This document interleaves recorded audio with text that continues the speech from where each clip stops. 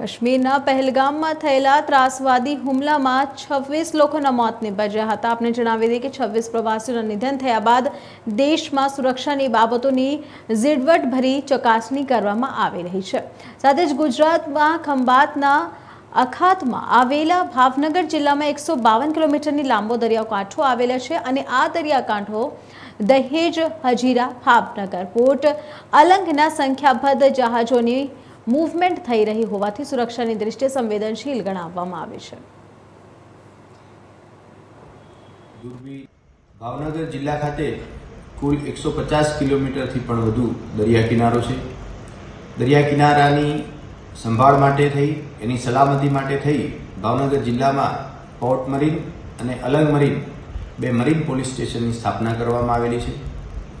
Port marine ખાતે patrolling માટેની એક બોટ છે, જેમાં સવાર અને સાંજ નિયત કરેલા સમયગાળા દરમિયાન દરિયામાં પેટ્રોલિંગ કરવામાં આવે છે। પેટ્રોલિંગ દરમિયાન પોલીસ અધિકારી સાથેના જવાનો દૂરબીન, ઓટોમેટિક વેપન વગેરે પ્રકારના જરૂરી સાધનો લઈ પેટ્રોલિંગ રાખવામાં આવે છે।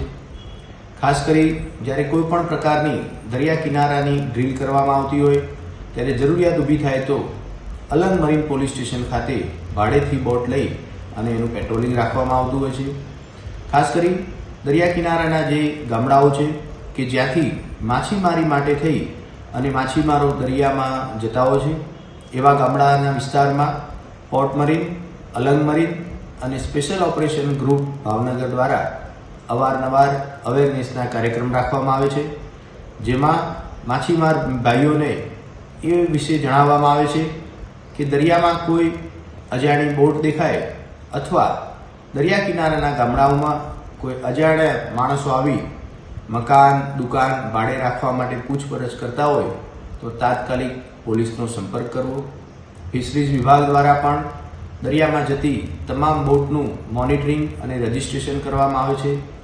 આમ ઓવરઓલ ભાવનગરના દરિયા કિનારેથી માછીમારી માટે જતા તમામ માછીમારોની બોટ ઉપર નિગરાની રાખવામાં આવે છે અને કોઈ પણ અનિચ્છનીય બનાવ થતો અટકાવી શકાય એ દિશામાં ભાવનગર જિલ્લા પોલીસ અને port marine, Alang marine police સંપૂર્ણ રીતે કવાયતબદ્ધ છે।